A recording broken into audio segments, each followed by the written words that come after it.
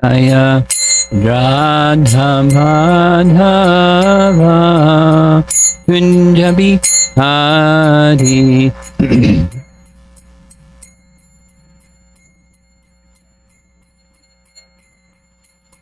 Jaya Radha Madhava Kunja Bihari. Jaya Radha Madhava Kunja Bihari.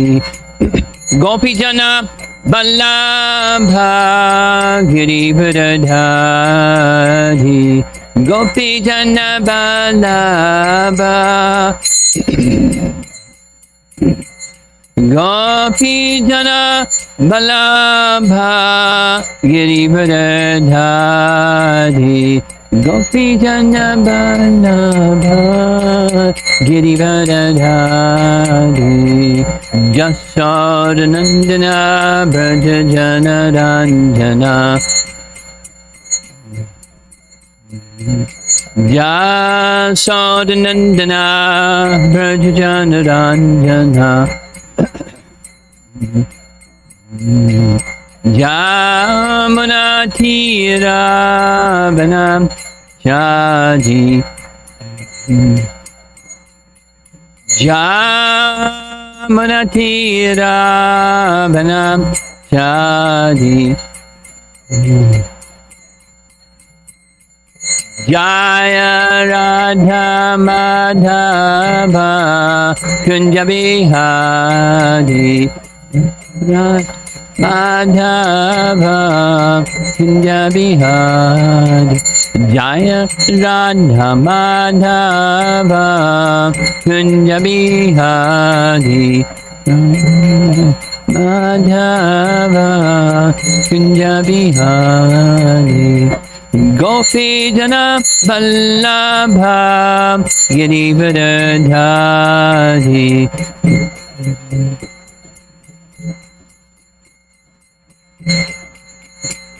Gopi Jana Vallabha Girivardhari.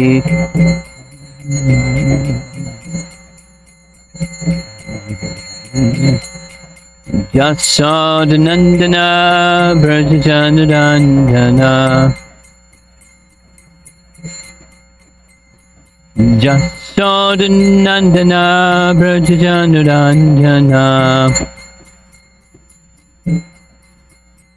Jamuna Tira Banam Shadi. Jamuna Tira Banam Shadi.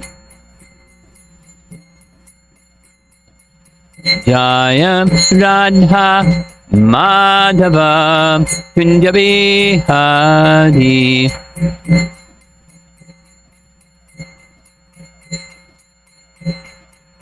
Jaya Radha Madhava Kunja Bihari.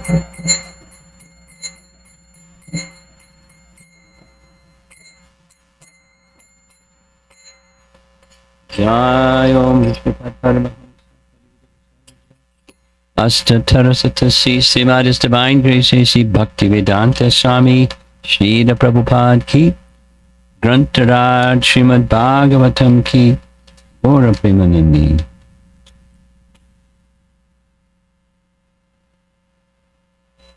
Om Namo Bhagavate Vasudevaya.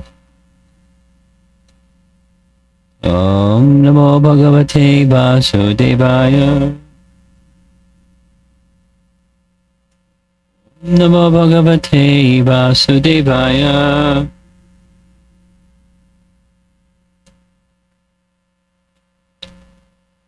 We had a few days break, but we're back again with Uddhava Gita, chapter 8.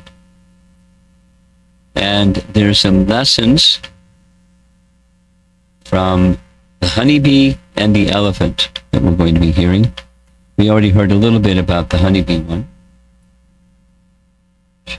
I'll read it again. This is now taken from the backward glance, Borijan Prabhu summarizing the these 24 gurus of the Avadhuta Brahman.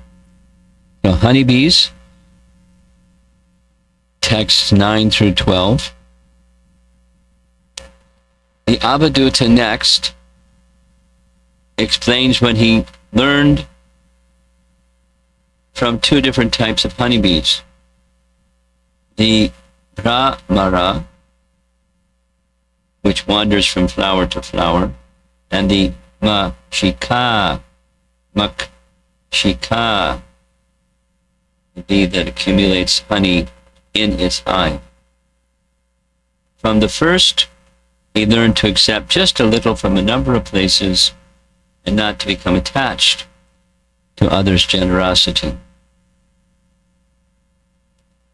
He has learned to eat only enough to keep body and soul together so as to not become a burden on others' kindness.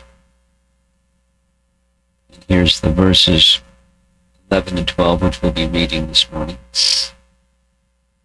Thus, one should not imitate the greedy honeybee who eagerly collects more and more honey, because if he collects more and more delicious foodstuffs that he has collected, that which he has collected will indeed be ruined. No, excuse me, will indeed ruin him. That's a little summary of verses 11 and 12. The BBT purport to Srimad Bhagavatam 11.8.12 underlines this point. Quote, a saintly mendicant should be like a Brahmara bee, because if he imitates the Makshika bee, the spiritual consciousness will be ruined. Don't accumulate too much. Now we know that's from Rupa Goswami's teaching as well, because Rupa Goswami is just summarizing the scriptures. Atyahara, over-collecting.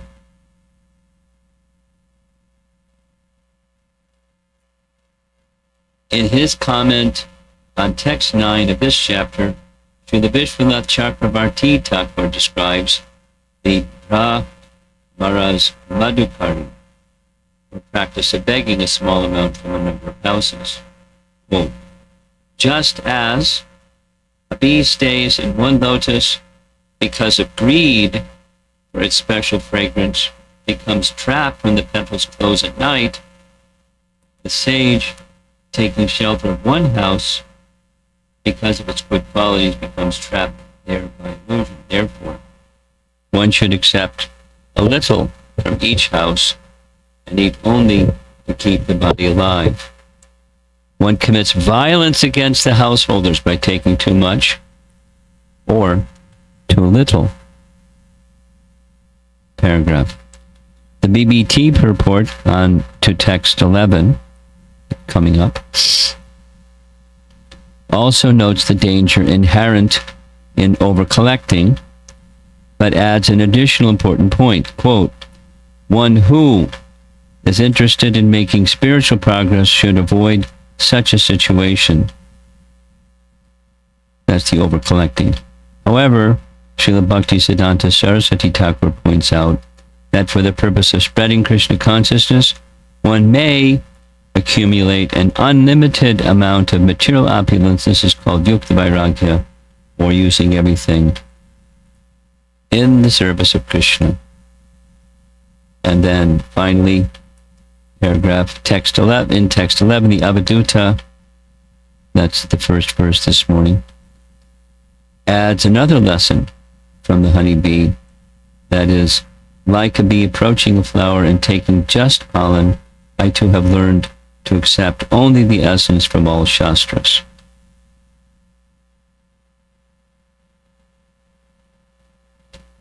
And we're going to, I think, we'll have time for the elephant.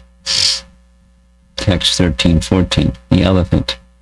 This is Guru number 14 from Horijan's list. From the elephant, the Avadhuta has learned to avoid wanting to exploit the body of a woman. He tells Maharaj Yadu that even a mighty bull elephant that wants to touch a she elephant can be lured into a covered hole or killed by a more powerful competitor. He therefore recommends that a sadhu never touch a woman or even a wooden form in the shape of a woman, not even with his foot. Okay. So let's see if we can complete. Now this on the screen says through text 15.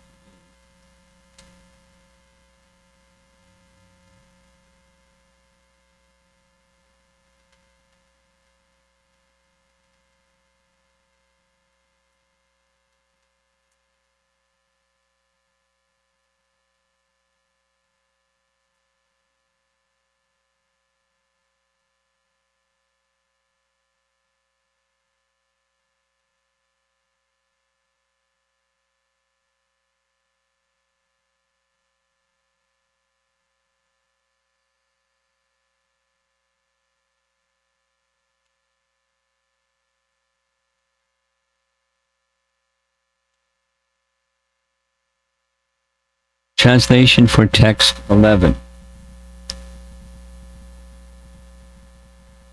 A saintly person should not think,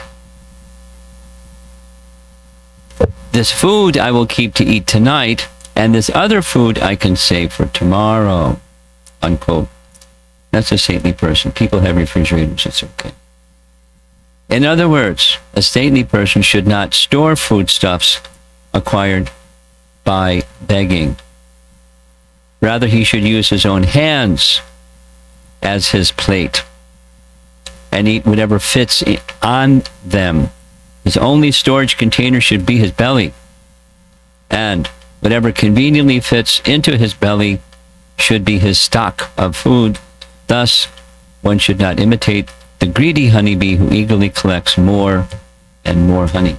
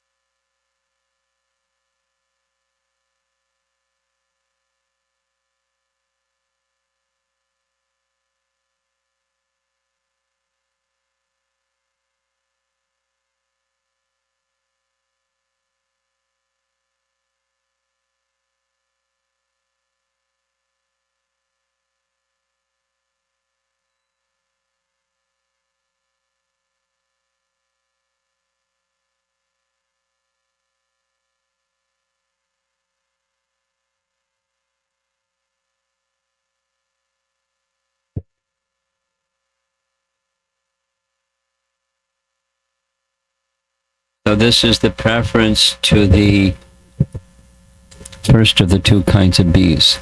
One that takes a little for many flowers and not the one that builds a big beehive.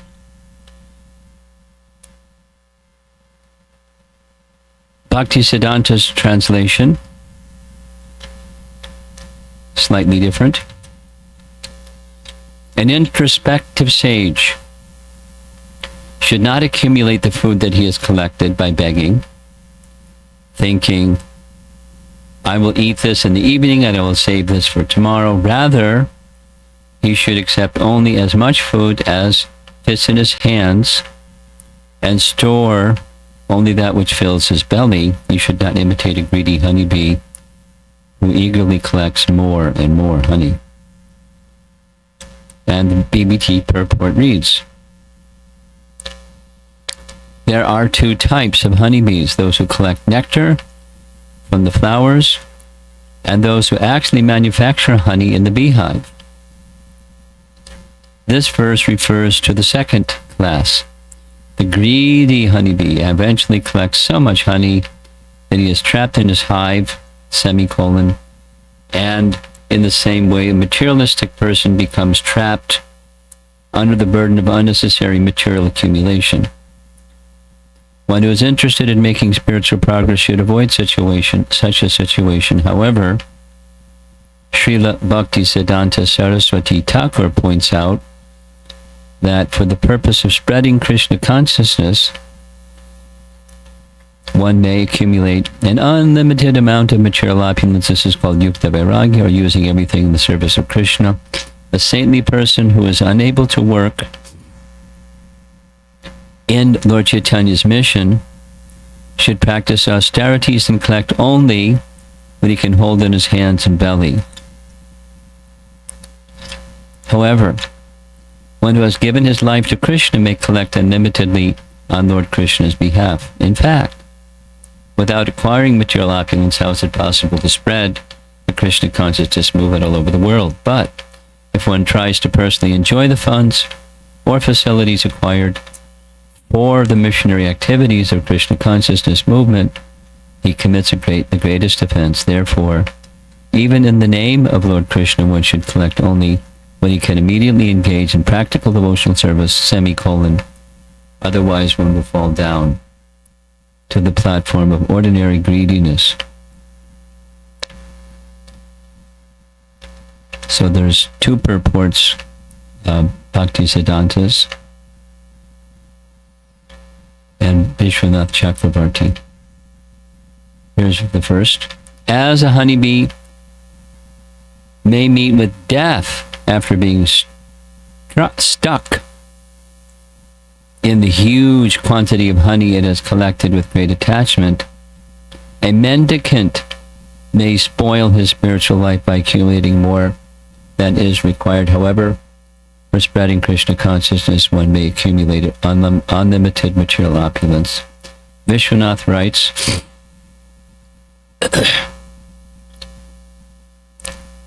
the lesson to be learned from the honeybee is being described. A saintly person should not accumulate the food that he has collected by begging, thinking, I will eat this in the evening, I will save that for tomorrow. Then, what is the question of saving something for the next month? It is the opinion of some that one should not accept an invitation to eat at some future time. What kind of begging bowl should one employ? The answer is that one should use the palms of one's hands as his begging bowl. Where should one store his alms? The answer is that one should store whatever he collects in his stomach and nowhere else. One who follows this advice is certainly a saintly devotee. So if you're grihastas, this doesn't exactly apply, but the over-collecting is the point. So now we're going to go to text 12. And we're still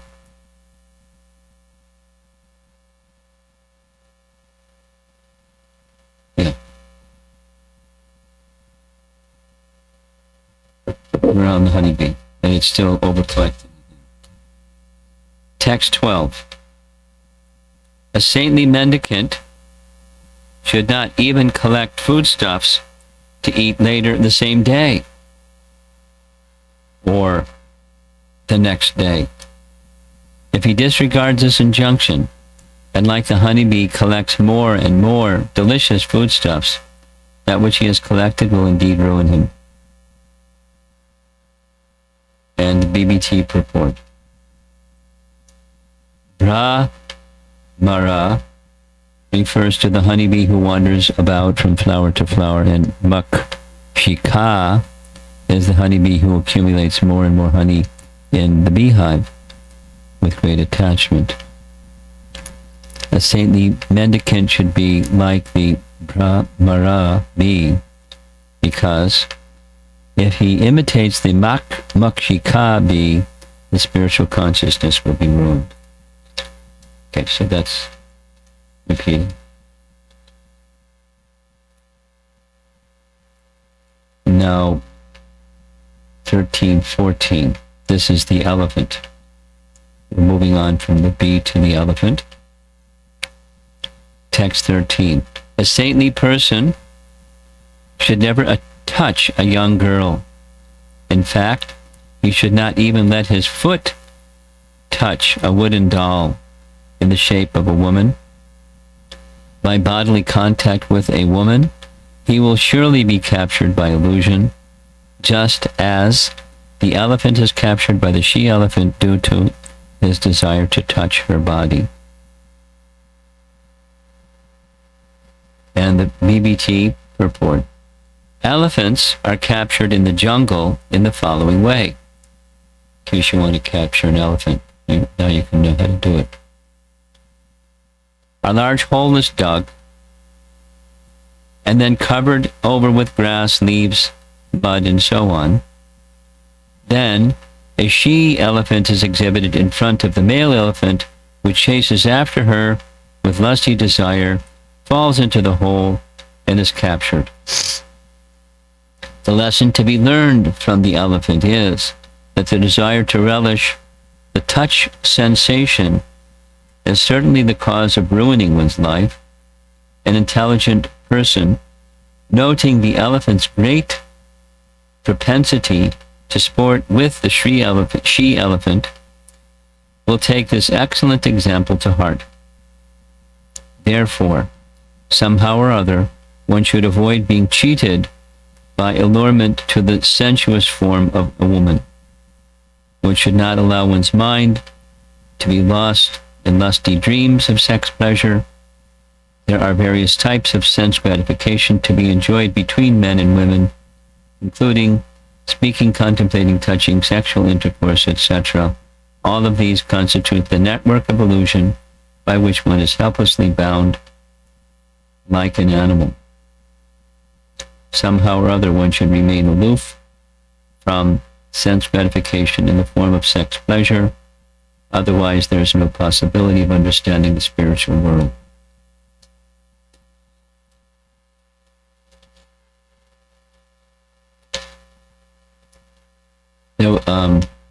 There was a recent podcast someone forwarded to me. Haven't viewed the whole thing yet. And there's one. The topic is in the Vedas, and even more specifically in Prabhupada's writings, disparaging things that seem to be said about women. I'm commenting on it because this seems. So it wasn't brought up in this podcast, but in a few places, Prabhupada explicitly says, where it says the man's attraction for a woman, the flip side is also implied. Woman's attraction for man, the male association, and all of these, the touching sensation, etc., etc. It's in this my computer. So, while the orientation is a man's regard for woman, the flip side is also true. And then there was some nice reference, a scriptural reference from a part of the scripture that deals with rituals, the Karmakanda specifically, rituals, and there's a discussion between Yudhisthira and Narada, I think? I forget who is between somebody and somebody. And they're discussing when this male terminology is used, how to understand it. Does it mean specifically male and does it not mean female? And the Sanskrit indicates it's a generic term that applies to both. When it says he, it should be understood it means he and she. So, same thing that Prabhupada said, just in a different way. So it's not just, the disparaging things are not meant, it can be taken wrongly. Men are Krishna and women are Maya or something like that. So the illusory conception is Maya.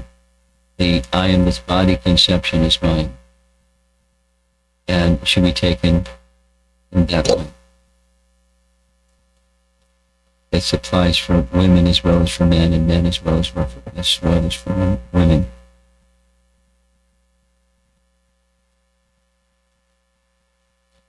So here the purport by Bhaktisiddhanta says, same, how to capture an elephant.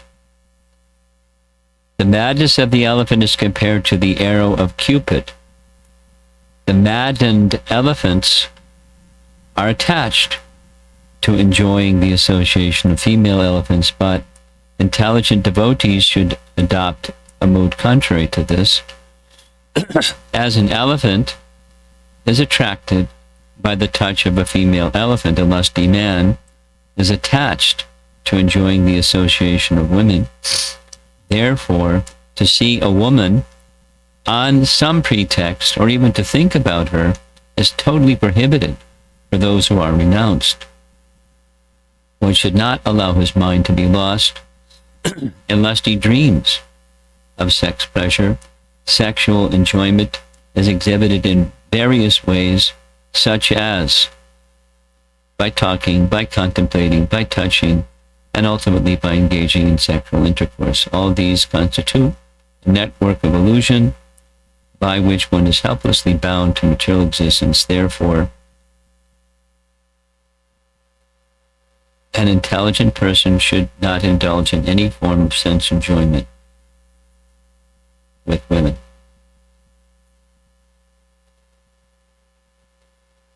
Vishwanath writes, attachment to touch is a cause of destruction. This he learned from the elephant.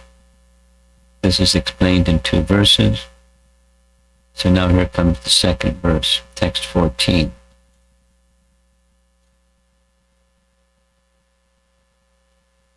A man possessing intelligent discrimination should not under any circumstances try to exploit the beautiful form of a woman for his sense gratification, just as an elephant trying to enjoy the she-elephant is killed by other bull elephants also enjoying her company.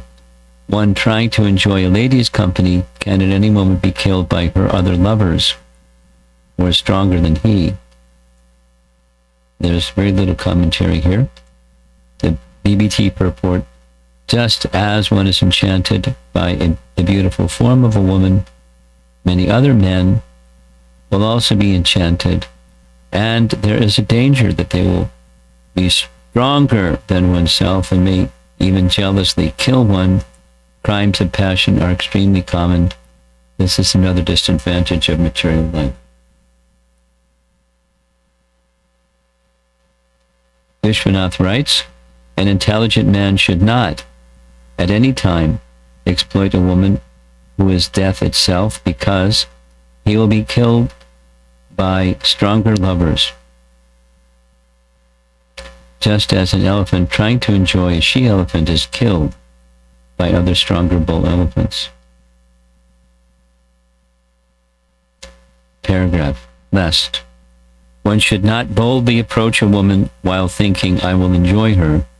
He will be killed by stronger lovers. brought by her. Sounds like a novel.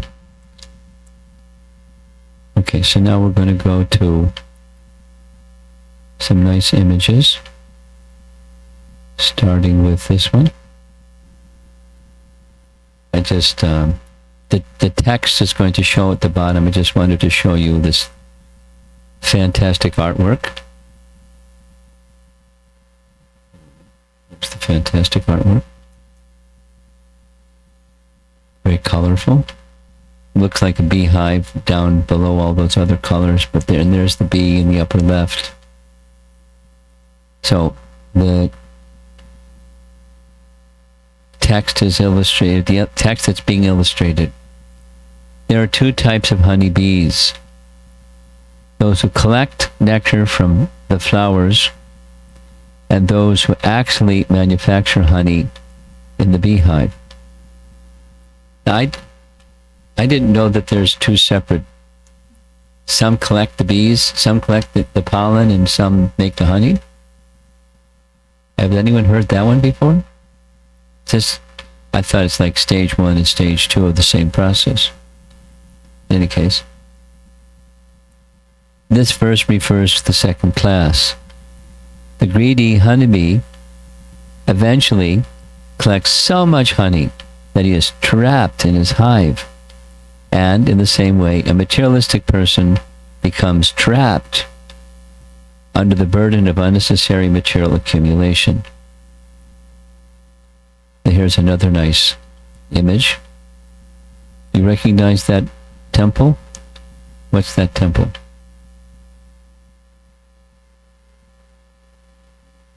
No, that in the center image. Which temple is that? Yes, Madan Mohan Temple, Sanatan Goswami, and the Madan Mohan Temple. Of course, this is an actual painting from the same 1700s period of time. Now, today, it looks quite different, all the construction and other buildings. But this is what it looked like in the 1700s. The main Madan Mohan Temple is in the center, and there's another structure behind it. And it's up on the hill. Really nice to see what it looked like long ago. Looks like there's another very large temple in the background, unless that's a tree. Okay. Srila Bhakti Siddhanta Saraswati Thakur points out that for the purpose of spreading Krishna consciousness, one may accumulate an unlimited amount of material opulence. This is called Yukta Vairagya, or using everything in the service of Krishna. And apparently the little illustration to the right, that's Sanatana Goswami worshipping his Madan Mohan deity, the Madan Mohan temple. Notice down at the base of the temple, just to the left there's a Tulsi plant, someone chanting. There is still to this day a nice Tulsi plant in that area. Nice. Not so cluttered. Very serene. Okay, now here's another nice image. There's the beehive. And there's the bees gathering the honey to go into the beehive. Text 12. Mara refers to that honeybee who wanders about from flower to flower, and the makshika is the honeybee who accumulates more and more honey in the beehive with great attachment. This point is important. So important that it is repeated in this verse. So, overaccumulation, not good for a sadhu. And here's our friend the elephant. Text 13. Elephant's got ropes around his legs tied to a tree. Elephants are captured in the jungle in the following way. A large hole is dug and then covered over with grass, leaves, and mud, and so on. Then a she-elephant is exhibited in front of the male elephant, who chases after her with lusty desire, falls into the hole, and is captured. The lesson to be learned from the elephant is that the desire to relish the touch sensation is certainly the cause of ruining one's life. And this is a really interesting graphic. The next one.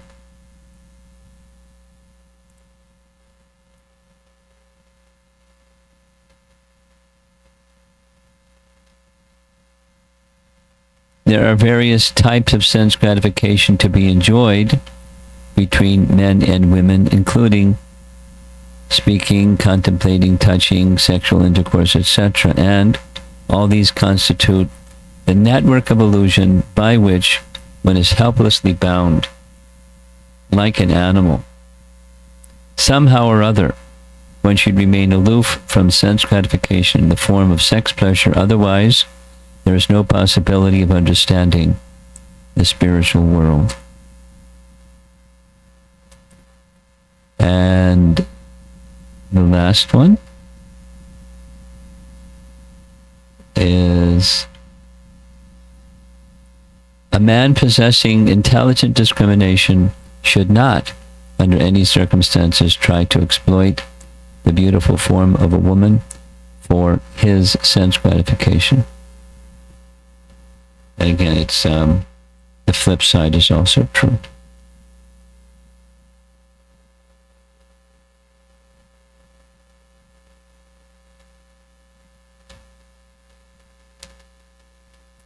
After 8. Let's see if there's some comments or discussion.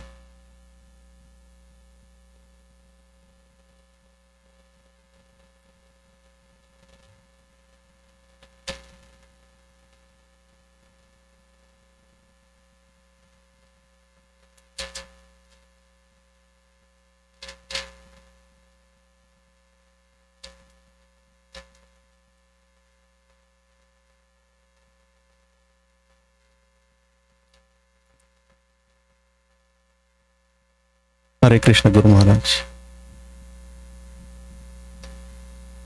In this Kali Yuga, that as you mentioned, going home to home and collect whatever necessary for the sadhu. Yeah. But because we have, being in Krishna consciousness, we have to follow rules and regulations. We should not eat the food which is generally we eat only the food as Krishna mentioned. But when we go home to home, so if we are unknown home, so we won't get a food we supposed to eat, right? So how it is possible?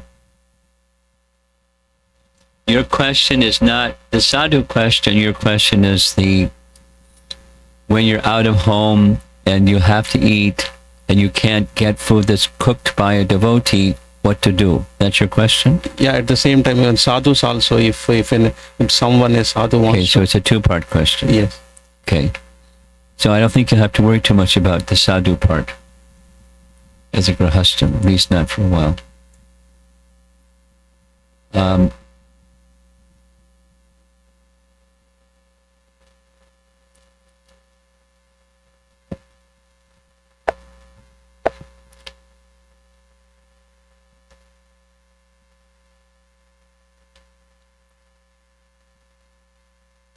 There's degrees of strictness.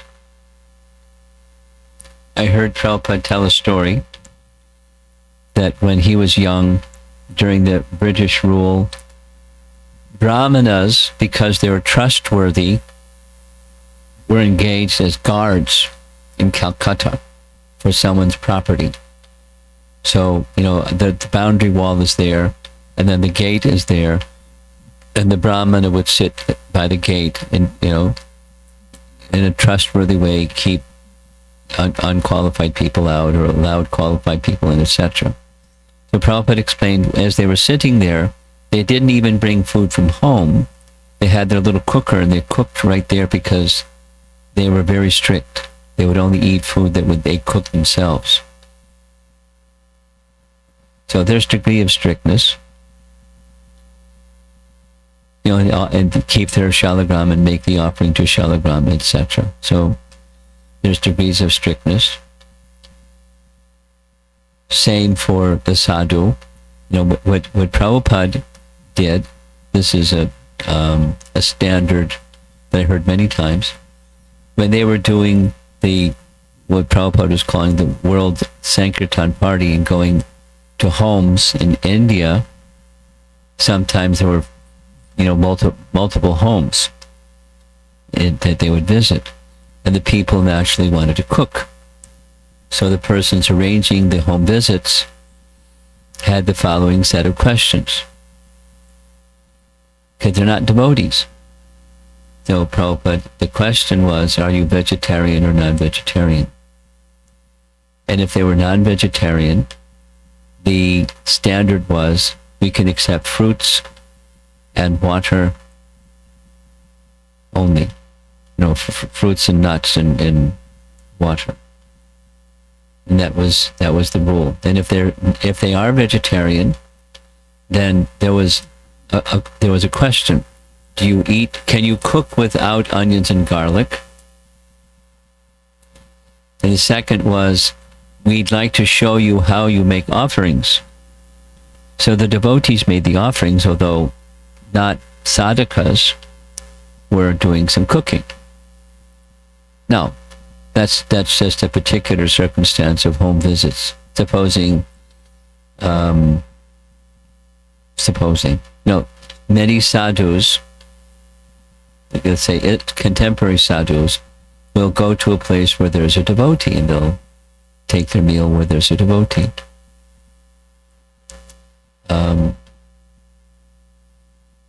I remember many years ago, I was on a mission on behalf of the GBC. I was visiting various temples in South India. I went, to Udupi. Had to go by bus, and so sitting next to me in the bus. This is just a sadhu example, anecdotal.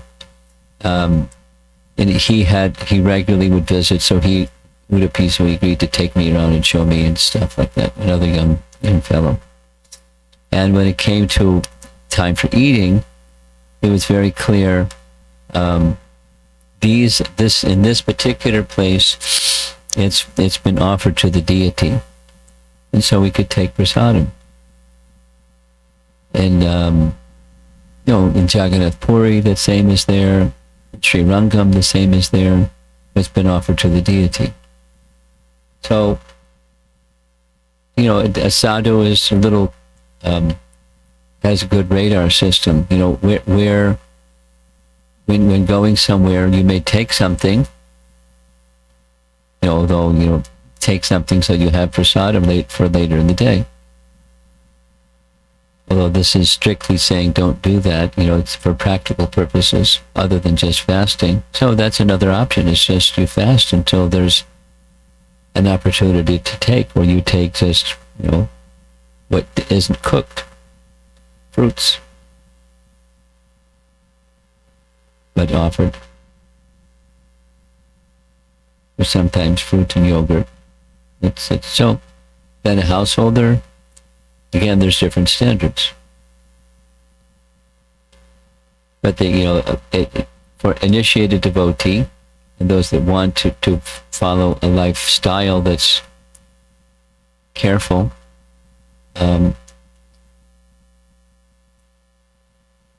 you don't offer non-vegetarian foods. So again, there's grades. You take salads and other things, and That's just what you do if you're, a careful householder. Besides, you bring something with you into some circumstance like that.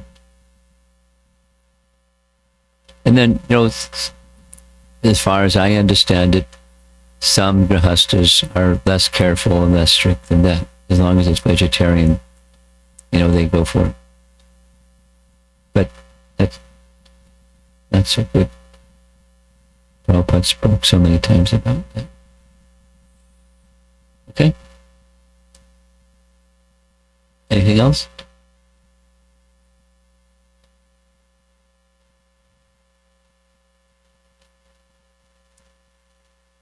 Okay. Anything online? Let's go. It's from Srinivas Srihari Das Maharaj. Oh, say it a little clearer. Srinivas Srihari Prabhu. Okay. What keeps sadhu to adhere to these principles? What is the what? He says, what keeps a sadhu to adhere to these principles? What qualities of sadhus help to follow these principles? A strict following. You want to reach the destination, and so you follow persons that are on their way to the destination or are there. It's a commitment to the purpose of spiritual life. Then you follow the examples of those that are set the standard. That's it? Okay. One more, back there.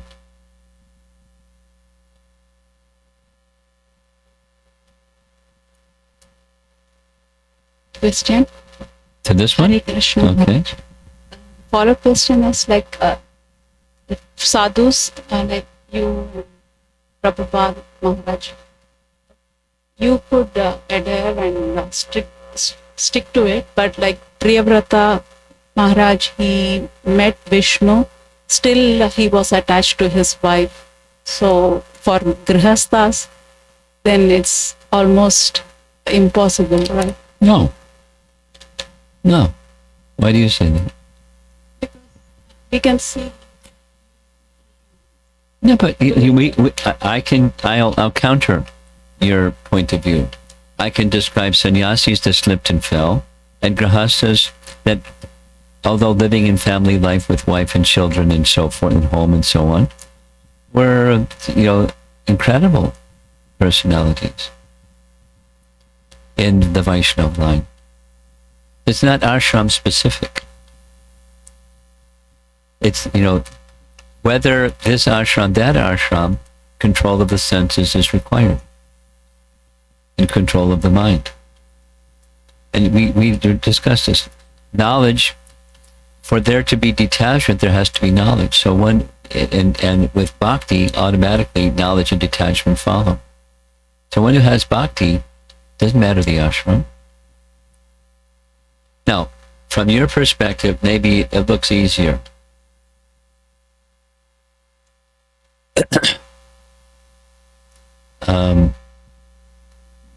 But it's only easier if one has bhakti, and if it suits your nature.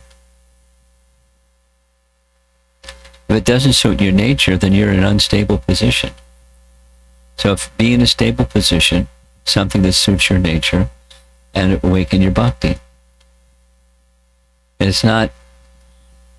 There is facility, but there's also risk with renounced life. Without elaborating. What happened to Priyavrata Maharaj? He forgot his awareness, or Priyavrata Maharaj, he met Vishnu, he was God realized, but he got attached to his wife. Well, that's one of you're speaking Priyavrata, right? So Priyavrata, before he agreed to become, a king, said, no thanks, because. And he was persuaded, saying, the service is more important. And yes, you may become attached, but the benediction given to him by Brahma is you'll become relieved from that attachment. So he was cautious, and in contact with Queen, he became attached. Even cautious.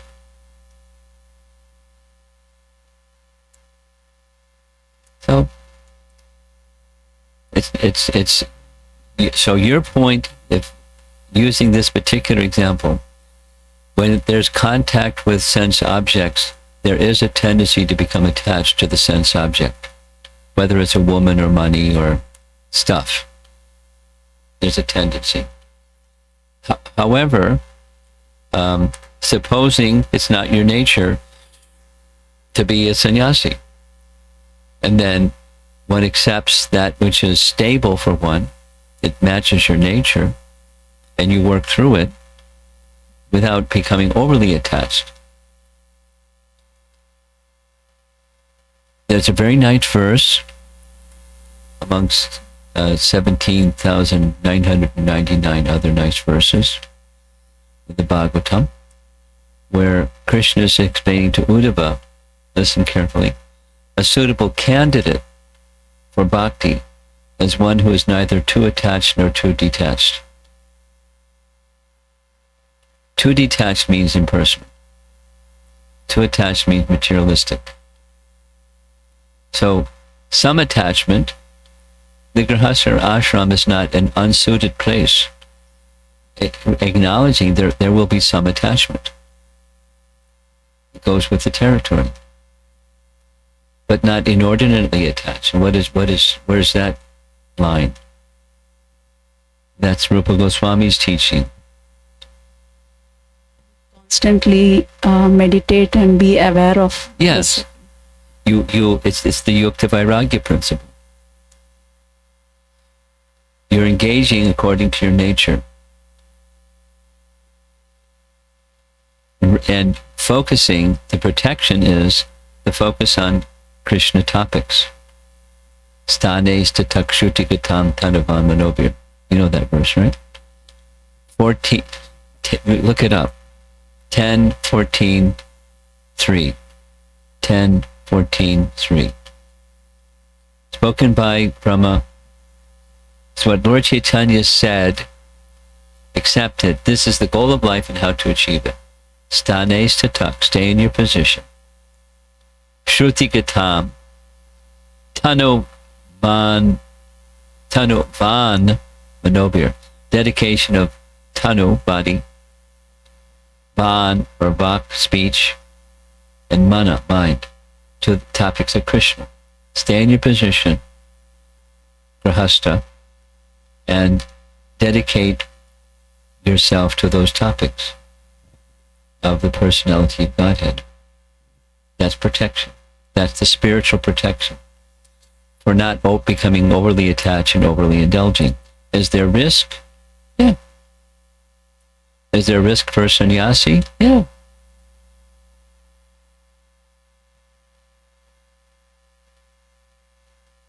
Take your risk. But pick according to your nature. And, and the protection is the bhakti principle.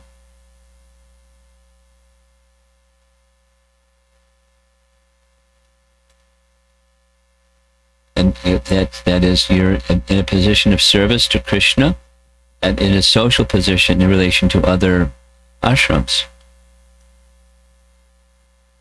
brahmacharis and the sannyasis and the vanaprasthas. You're charitable. Anyway, there's risk. Indeed. There's risk having a body. You can't just chuck it. You can't just deny it. It exists. It exists. And there's urges, or whatever the ashram is, from the body. So there's risk having the sense object at hand. There's risk, sending it away, discarding it. If the mind continues to dwell on the object. Now, go ahead. How do we stop the overly detachment then? By attachment to Because Krishna I'm not and there. by knowledge. Those two things. Knowledge, attachment, jnana vairagya, and bhakti, attachment to Krishna.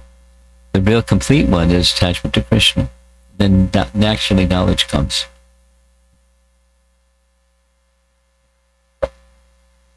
And knowledge is in the like essences. We have to be Krishna conscious and always remember that we are servant of God. Yes. But when the urges come, when we have the urge, it makes us forget everything, right? Well, you have a brake pedal and a steering wheel, not only a gas pedal. And if you only know gas pedal, then you're lost. But you have a steering wheel and a brake pedal. So the brake pedal is knowledge. The steering wheel is bhakti. Let me go to Krishna. And safely. So I'm not going to follow that urge. It's Rupa Goswami. What you're saying is addressed by Rupa Goswami. Vacho Vega, its first verse of Nectar of Instruction. The Vega means urge, pushing. And one can overcome that by knowledge and detachment and by bhakti. The brake pedal and the steering wheel. You know where you're going. Bhakti, the goal of bhakti. So, and I accept it. Now here comes an urge. Brake pedal. Knowledge and detachment. Steer towards Krishna. Say yes to Krishna. That's the best. Say yes to Krishna. And then it's no to the urge. Whatever it is. Very ignorant question. Like, for example, I'm tempted to eat something. And it's bothering me. I'm struggling here. I want to not engage in my senses. But is it okay that I eat and then focus, or that's totally should be avoided because it's again overly detachment in that case, right? No. There are some lines you just don't cross. Now, supposing let's say somebody has an addiction. Supposing somebody has an addiction. Then that addiction is like an urge you can't control. Then one of the principles is you regulate.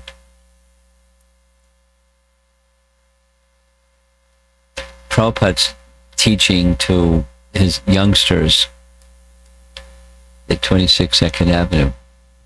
Smoke one cigarette in the morning, one in the evening.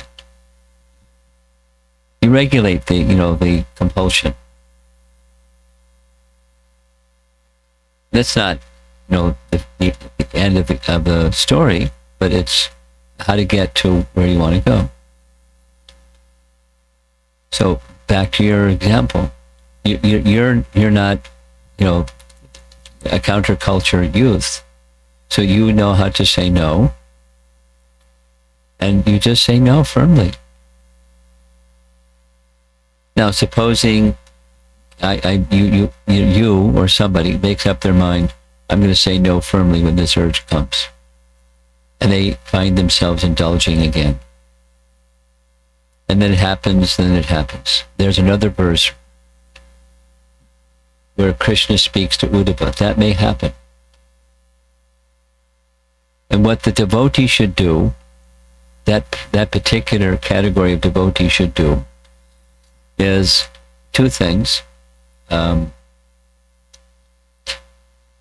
Recognize by that indulgence and that urge, I'm going to suffer.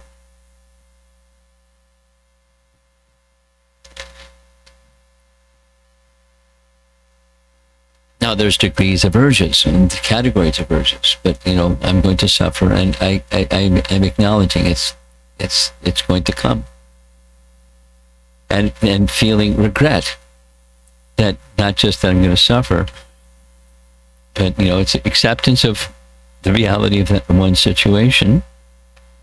And the second part is continuing to dedicate oneself to the purifying process, the process of bhakti itself.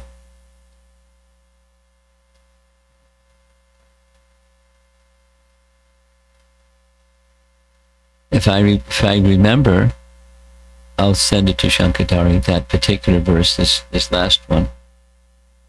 You know, what to do, or what should a devotee do when there's an urge that they know better, but they just keep doing it. It's unwholesome. You know, it's not beneficial to keep doing it. How to process that. Nice verse. In commentaries also. Okay. Srila Prabhupada ki